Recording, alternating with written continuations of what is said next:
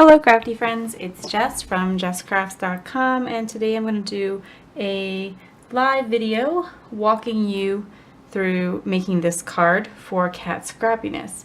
So when I was doing my haul video for Cat Scrappiness, I had cut all of the dies out just to show you what they look like, and I just really loved the way it looked. I always do, and I thought, well, there's 6 layers, and that makes a rainbow pretty perfectly. There's technically 7 colors, but I almost never use indigo when I make a rainbow for a card.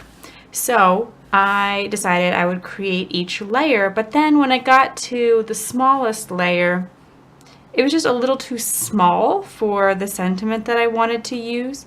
As you can see there, I have the "You're Too Sweet" because I wanted to also incorporate a Cat Scrappiness stamp set. This is one of my favorite stamp sets from Cat Scrappiness. I'm just trying to find the backer sheet so you can see it a little better. Wow, I can't, so I'll put on this. So this is the Punny Snacks sentiment set, stamp set, and it has a lot of cute little snacks in it and fun punny sayings like "You're the coolest," "You're so delightful," which would have also worked here, except for that it's just a little too big, so I could have stacked it. I could have made it work, and maybe that would be better. Maybe that's what you'd prefer to do. But I thought the "You're Too Sweet" also goes with the idea of soda, and it would allow me to incorporate the last color of the rainbow since I couldn't get all the way to that color as my red. Also, I don't have red cardstock for some crazy reason. So anyway, I decided to color in the little cup red instead as, kind of a homage to a very popular cola brand. And I wanted to show you briefly how I'm going to color up this soda cup.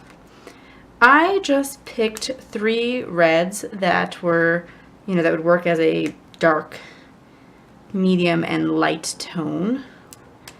And they don't really have much to do with each other. They all do end in a similar number, 2 7s and a 6, which is one reason that they blend pretty well. Whereas if you chose stuff with like all kinds of random ending numbers, it might be a little bit trickier. But part of the reason was just to show you, especially when coloring teeny tiny images that don't need to look amazing, you really can just kind of use whatever you have. I like the Sandy Allnock hex chart to show you what colors are similar. It does a pretty good job of telling you kind of like you don't need that color if, because they are arranged by color as opposed to being arranged by number like many other Copic charts. So you kind of look, hey, those 2 colors are really, really similar. I don't know if I need both of them. So I'm going in with the R46 to start with, blending it out a bit with the R27 and the R17 being my lightest. This time as I'm coloring it, I'm thinking I probably could have put more of the medium tone in. I'm not sure that I like how light the center is there. The R17 is called Lipstick Orange, and it definitely is a little bit orangey in comparison to some of the reds.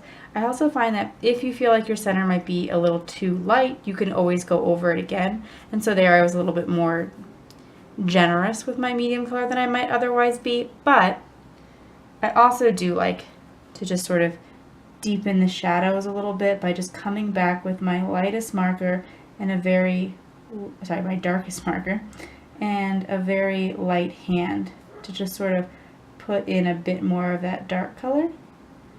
And I don't even necessarily blend that out because I do want it to have quite the contrast.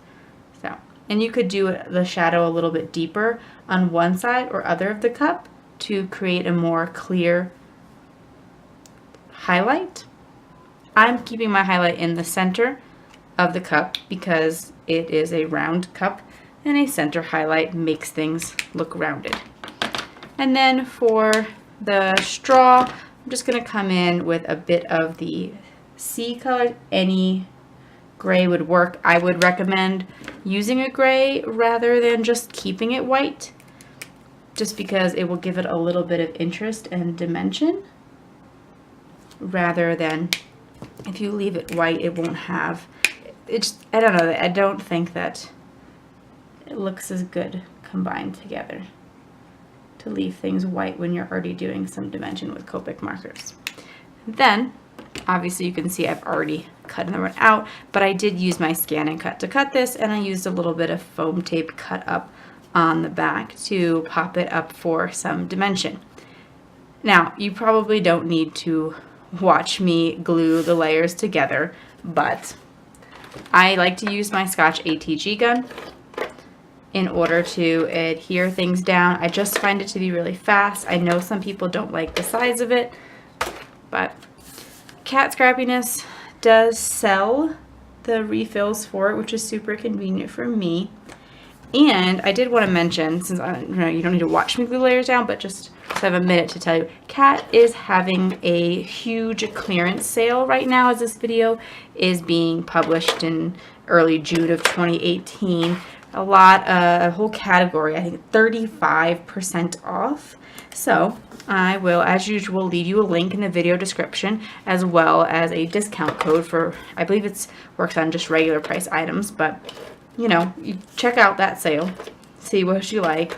But you can also pick up these brand new items from Cat Scrappiness,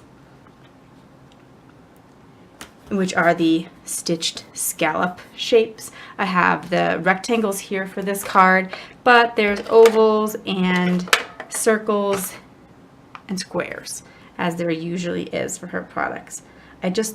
I like how nicely they fit together. You're not covering the stitching detail as you layer them through, so they're really fun to work together.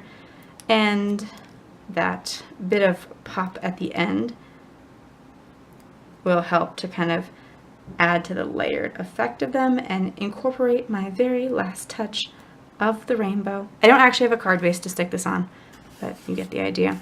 Thank you so much for joining me today. If you like this video, please give it a thumbs up. If you are interested in more crafting tutorials, be sure to subscribe to my channel or to the Cat Scrappiness channel, where you can see a lot of inspiration with Cat Scrappiness products and some other products over on my channel. Thank you so much for watching. Have an awesome day. Bye.